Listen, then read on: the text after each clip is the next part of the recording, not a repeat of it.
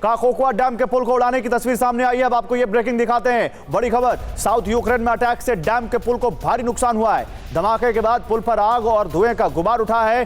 3-4 दिन पहले रात में मिसाइल अटैक हुआ था। ये देखिए काकोवा डैम के पुल को कैसे नुकसान पहुंचाया गया।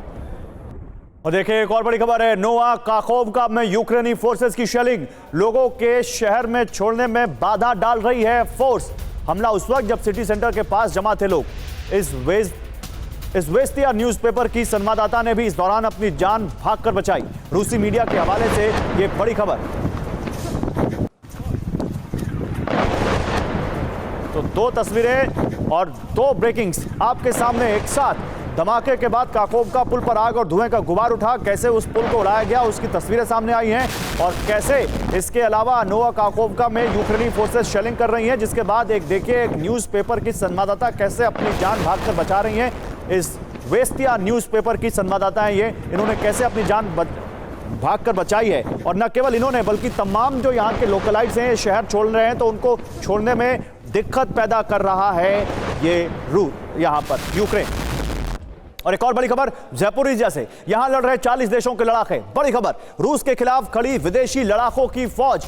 अकेले पोलैंड ने सबसे ज्यादा लड़ाके युद्ध में उतारे हैं। जापान, ऑस्ट्रेलिया, कनाडा के लड़ाके भी शामिल हैं। रूस समर्थक व्लादिमीर रोगोव का यह बड़ा दावा है।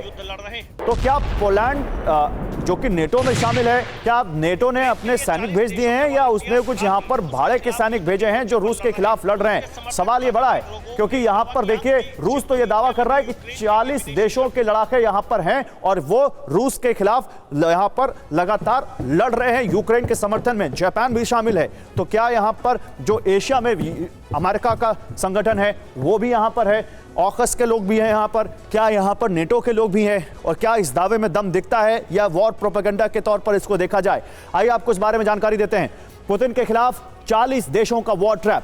ज़ैपोरिज़िया में 40 देशों के लड़ाके लड़ रहे हैं युद्ध, ये रूस की तरफ से दावा किया गया है। यहां पर पोलैंड के 5000 लड़ाके यूक्रेन के लिए लड़ रहे हैं, यह दावा है। इसके अलावा दावा किया गया है कि यूएस, फ्रांस, जापान, ऑस्ट्रेलिया के लड़ाके भी इसमें शामिल हैं। पहली बार यूक्रेन युद्ध में जापानीज लड़ाकों का जिक्र आया है और यह बहुत अहम है।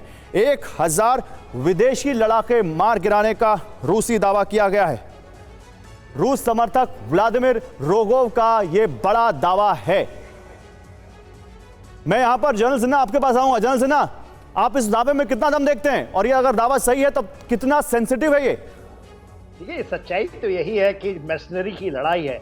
ये लड़ाई है, चाहे वो अजॉब स्टील प्लांट में हो, चाहे आज की लड़ाई है। पोलैंड, तो जापानीज इसलिए आए हैं कि वो रशिया के बरखिलाफ उनकी एक सोच है, वो पैसे के लिए नहीं आए हैं। Australian, Canadian, United states of America, France, Spanish speaking people और पोलैंड का सबसे बड़ा। तो देखिए, और ऐसा नहीं है, ये गए हैं, इवन ताइवान से गए हैं लोग वहां फाइट। ताइवान के ये लोग सोचते हैं कि यदि नहीं बचेगा यूक्रेन तो शायद उनके भी वही हाल होगी जो। तो ये सच्चाई है। ये सच्चाई है, तो फिर ये कितनी बड़ी सच्चाई है और इसका क्या असर है? मैं जाता हूं यहां पर दीपक सर के पास। दीपक वोरा सर, जापान अभी तक इस वॉर में कहीं जापान का कोई लेना देना दिख नहीं रहा था। जापान से लोग आके लड़ रहे हैं, कैसे देख रहे हैं आप इसको? अगर जो आप कह रहे हैं ये सच है तो ये भाड़े के लोग हैं। जापान का तो कॉन्स्टिट्यूशन ये परमिट नहीं करता है, ये कहीं घुमा फिरा के वहां पे चले गए हैं। 2 चीजें इसमें बहुत जाहिर है। सर, भी आपने दिमित्री मेदवेदेव का जिक्र किया था, मैं मिला हुआ हूं इनसे कई बार। ये ऐसे वैसी बातें नहीं करते। जब इन्होंने कहा है कि रूस अकेला लड़ रहा है नेटो के लिए, तो बिटवीन द लाइंस पढ़िएगा। ये कह रहे हैं कि देखिए चीन हमारा समर्थन नहीं कर रहा, नॉर्थ कोरिया नहीं कर रहा, ईरान नहीं कर रहा, टर्की नहीं कर रहा, उनको आप लोग गाली गलौज मत करिए, हम अकेले लड़ रहे हैं। ये अपने लोगों को भी आश्वासन दिला रहे हैं।